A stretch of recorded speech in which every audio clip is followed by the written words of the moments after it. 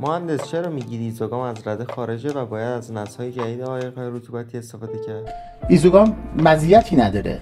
کلا عایقی که بعد از یک مدتی افت کیفیت داره به دلیل اینکه سرما میبینه، خشک شکننده میشه. کلا عایق‌های برپایه‌ای رو دارم عرض میکنم و گرما ببینه، نرم و رونده میشه و این دفعات تکرار میشه، باعث افت کیفیتش میشه و بار زیادی که تحمیل سازه میکنه که به دلیل اینکه هر رول ایزوگام تقریبا بخوای حساب کنی 10 متر هر رولش و 40 کیلو وزنشه، واسه 8 متر مربع با قسمت‌های اورلپ آب بند میکنه و این بار رو دارین تحمیل سازه میکنی و سهل الاجرا هم نیستش. حتما باید نیروی متخصصش بیاد واسه نصب ایزوگام و رنگ پذیر نیست، ملات پذیر نیست، معایب بسیار بسیار زیاد داره.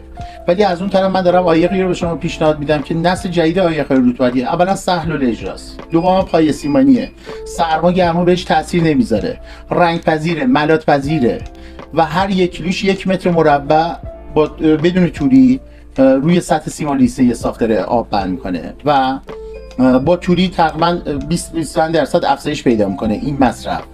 پس نتیجتا همش معایبی که از ایزوگام دارم مطرح میکنم و مزایایی که از دارم، مثلا نانوایق دو جزئی دارم مطرح میکنم. الان خود شما شخصا اینا رو بذاری کنار هم، کدوم رو انتخاب میکنی؟ به تضمین اینکه اگه درست اجرا بشود و تو دراز مدت 100% عایق دو جزئی ماندگاره. یعنی تا وقتی که سازه هست عایق هست، مگر اینکه خدایی نکرده حوادث قهری به وجود بیاد که شامل زلزله، خدایی نکرده بمبارون، آتش سوزی، مشابه اتفاق داره میفته. ولی تو بحث عایق سنتیمون ایزوگام گفتم که به مرور زمان خواسته نخواسته افت کیفیت حاصل میشه. به خاطر این زمان تعریف کنم، میگن ضمانت 5 ساله، 10 ساله، 15 ساله. ولی تو بحث نانوایق دو جزئی من دارم این پیشنهاد رو به شما میدم و این تضمین رو میدم تا وقتی که سازه هست عایق هست، مگر اینکه اون حوادث قهری بخواد به وجود بیاد. پس از نظر سهل الاجرا بودن، از نظر ماندگاری، از نظر هزینه، از نظر باری که کمتر تحمیل سازه میکنه، 100% نسل جدید عایق‌های رطوبتی رو پیشنهاد می‌کنم. خب این که الان کمتر به قولی وزن داره و کمتر وزن تحمیل سازه میکنه، روی خود سازه هم تاثیر داره؟ تو بحث ببین بار سبکسازی سازه الان یکی از بحث مهم سازه است، ساختمان سازی که داره اتفاق میفته. بله بس به حساب تو کیفیت و ماندگاری سازه هم بی‌تاثیر نیست. ماندگاری از همه اینا مهمتره. ماندگاریش تو دراز مدت بیشک، چه توی سرویس بهداشتی، پارکینگ ها، پشت بوم، حتی جایی که آب ایستا هست مثل استخ، نانوایق دو جزئی من پیشنهاد میدم. ترمیم نگهداری داره یا نداره؟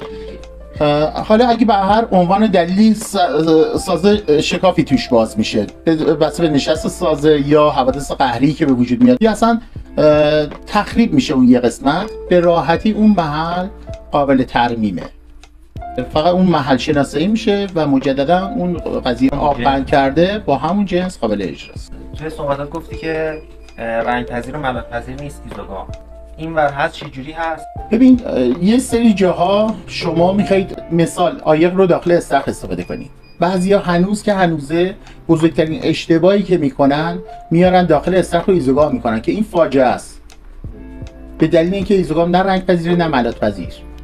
پس نتیجتا ناچارم بیارن با رابیت یا توری مرغی مشگذاری کنن، بعد از اون سیما پلاستر کنن، یعنی با دست خودشون عایق رو سوراخ کنن یا حرارت بدن ضعیفش کنن که بخوان این توری رو فیکس کنن که بتونن پلاسترش کنن، و یا اینکه بیارن یه مرحله هزینه تحمیل کنن که آجرچین کنن بعد از اون سیمان کنن، به دلیل اینکه نمیتونن مستقیما رنگ کنن یا سرامیکش کنن. ولی تو بحث نسل عایق دو جزئی که دارم من پیشنهاد میدم، هم رنگ پذیره هم ملات پذیر. یعنی اگه داخل استخر بخوان از این عایق استفاده کنن، مستقیما میتونن روش رو رنگ استخری بزنن یا اینکه روش رو سرامیک کنن. مستقیم روش رنگ کرد. به دلیل اینکه پای سیمانی هست، از جنس خود سیمانه، ملات به راحتی بهش میچسبه. مثلا این عایق‌ها مناسب مثلا مناطق سردسیر هست یا گرمسیر همینطور؟